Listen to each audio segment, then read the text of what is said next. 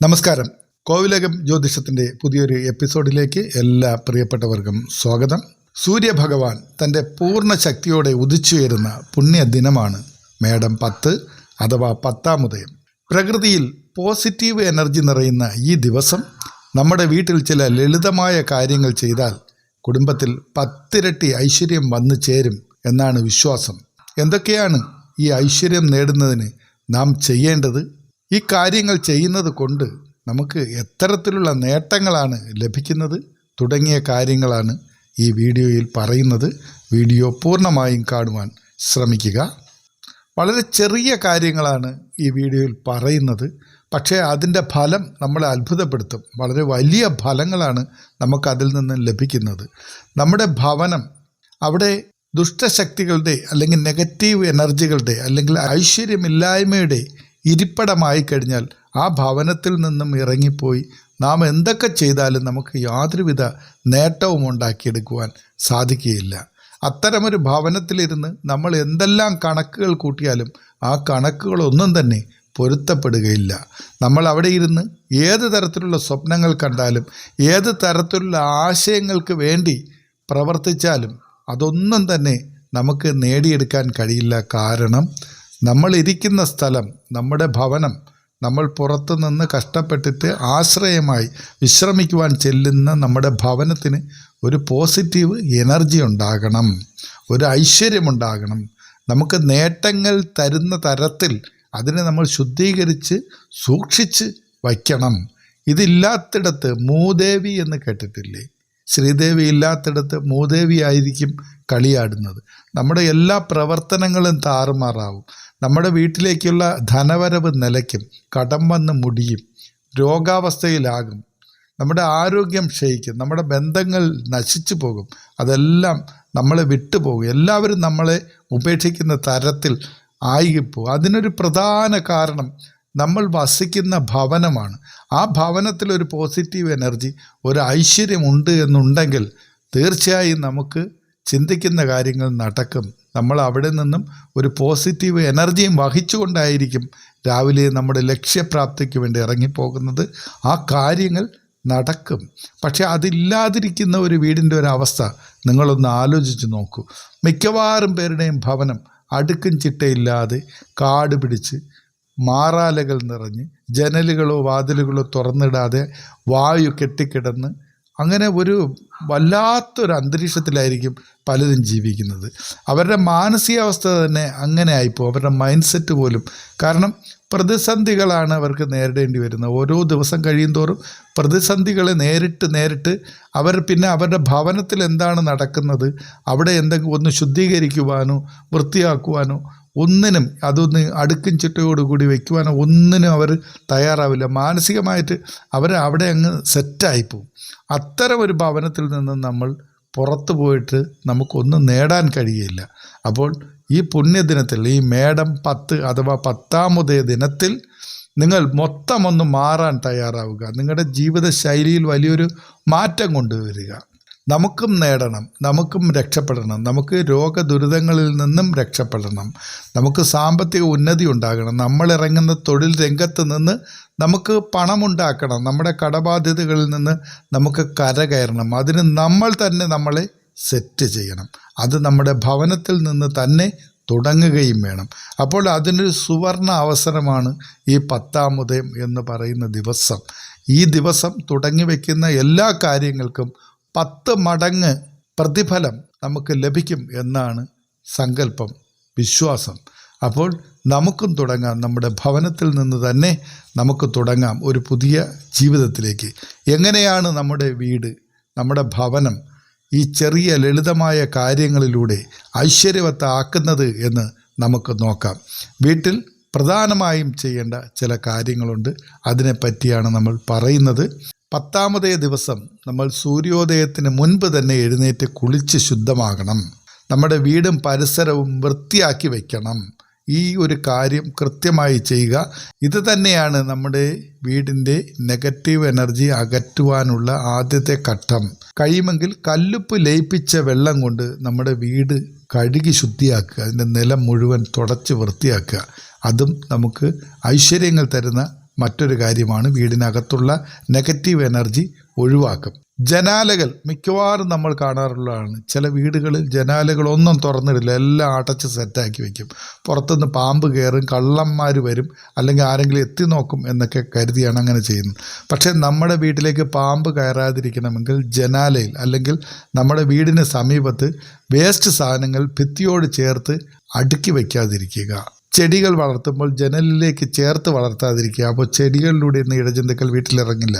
ഇങ്ങനെയുള്ള കാര്യങ്ങൾ മാത്രം ശ്രദ്ധിച്ചാൽ മതി, നമുക്ക് ഇഴജന്തുക്കളെ ഒഴിവാക്കാം. അങ്ങനെ ഒരു കാര്യം പറഞ്ഞുകൊണ്ട് നമ്മൾ ഒരിക്കലും നമ്മുടെ ജനവാതിലുകൾ തുറന്നിടാതിരിക്കരുത്. വീടിനുള്ളിലേക്ക് സൂര്യപ്രകാശം വരണം, വായു സഞ്ചാരം വരണം. അങ്ങനെ വന്നാൽ മാത്രമേ നമ്മുടെ വീടിനകത്തുള്ള നെഗറ്റീവ് എനർജി പുറത്തു പോവുകയുള്ളൂ. എങ്ങനെയാണ് നമ്മുടെ വീടിനുള്ളിലേക്ക് നെഗറ്റീവ് എനർജി വരുന്നത്?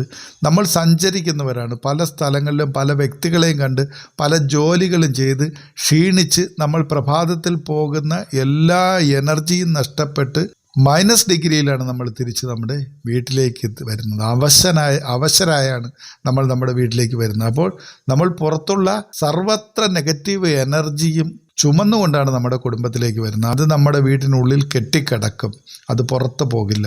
പുറത്ത് പോകണമെങ്കിൽ ശുദ്ധവായു കടന്നു വരണം, സൂര്യപ്രകാശം കടന്നു വരണം. സൂര്യപ്രകാശത്തിന് സംശുദ്ധീകരിക്കാൻ കഴിയുന്നത് പോലൊരു പവർ മറ്റൊന്നിനും തന്നെ ഇല്ല എന്ന് ആദ്യം മനസ്സിലാക്കുക. അപ്പോൾ രണ്ടാമത്തെ കാര്യം, നമ്മുടെ വീടിൻ്റെ ജനലുകളും വാതിലുകളും തുറന്നിടുക. രാവിലെ തന്നെ സൂര്യോദയ സമയത്ത് തുറന്നിടുക. അത് പ്രധാനമായിട്ടും കിഴക്കോട്ട് ദർശനമുള്ള വാതിലുകളും ജനലുകളും കൃത്യമായി തുറന്നിടുക. സൂര്യപ്രകാശം നമ്മുടെ വീടിനുള്ളിലേക്ക് വരട്ടെ. 10ാമതയ സൂര്യൻ്റെ ആദ്യ രശ്മികൾ വീടിനുള്ളിലേക്ക് വീഴുന്നത് രോഗശമനത്തിനും ഐശ്വര്യത്തിനും ഉത്തമമാണ്. ഇനി 3ാമത്തെ കാര്യം, നിലവിളക്ക് കൊളുത്തണം. അന്ന് രാവിലെയും വൈകുന്നേരവും, അതായത് 10ാമതേ ദിവസം രാവിലെയും വൈകുന്നേരവും 5 തിരിയിട്ട നിലവിളക്ക് കൊളുത്തുക.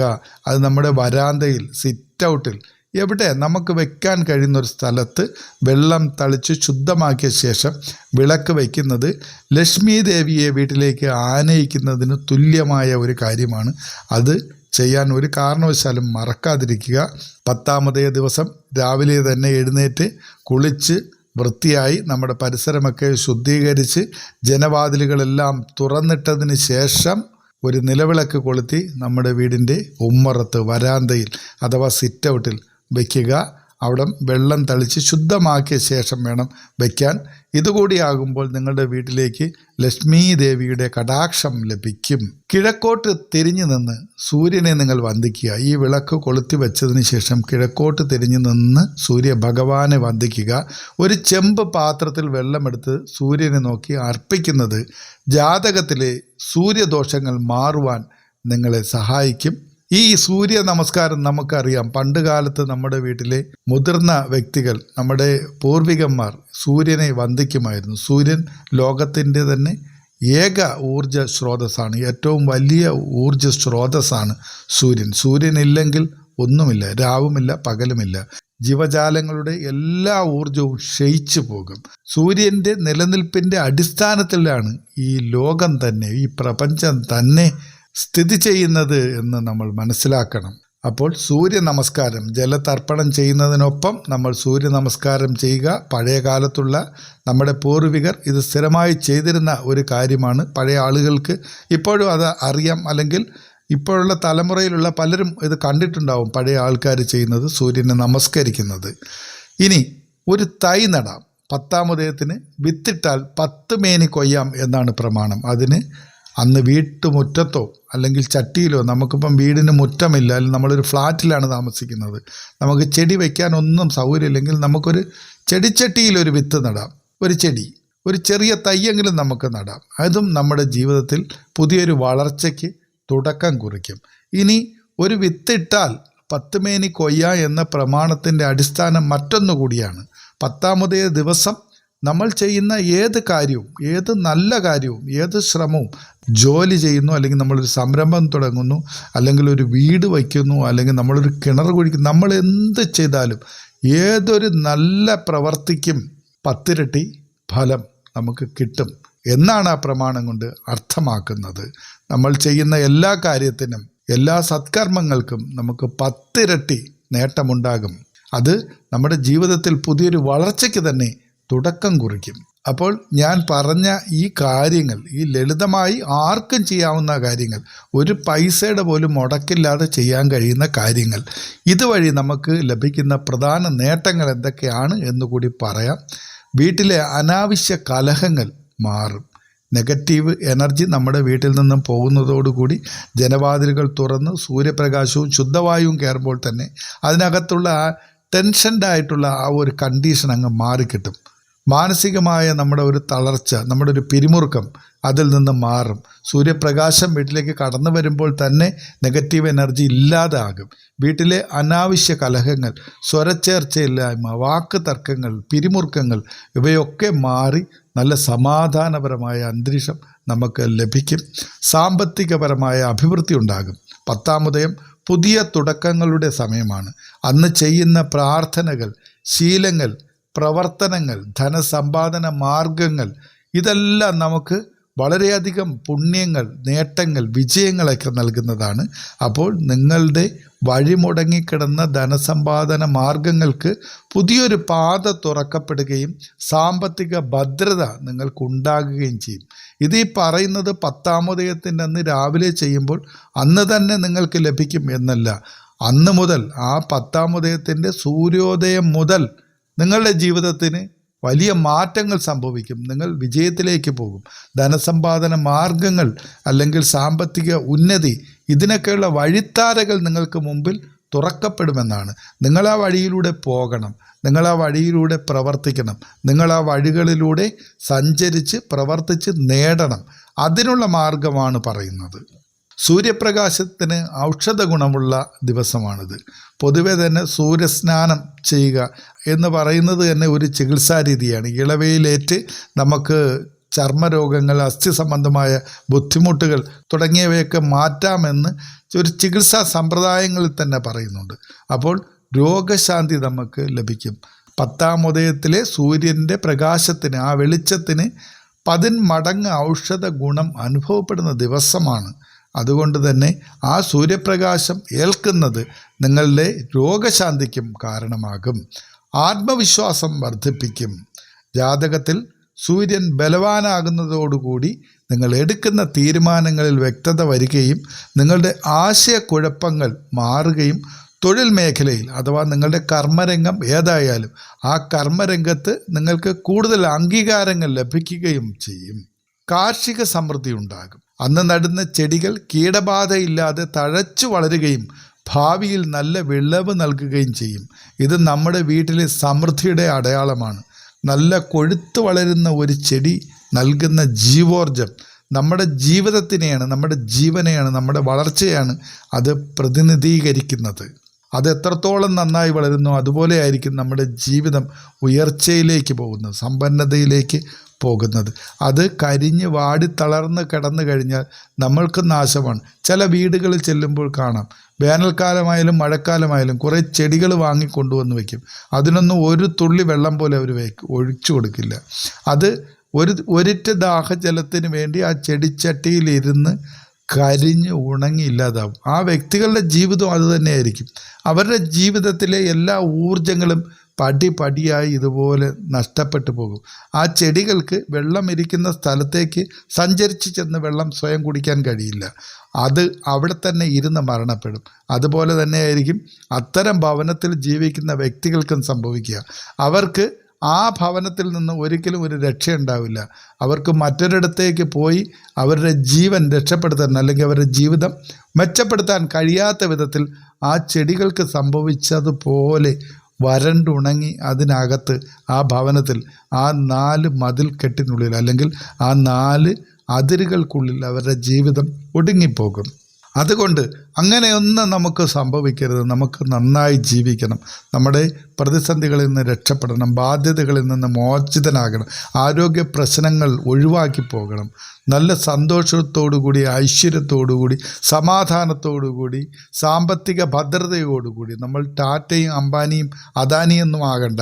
നമുക്ക് സാമ്പത്തിക ഭദ്രത വേണം. നമുക്കൊരാവശ്യം വന്നാൽ മറ്റൊരാളിൻ്റെ മുമ്പിൽ കൈ നീട്ടാതെ ജീവിക്കാനുള്ള സാമ്പത്തിക ഭദ്രത വേണം.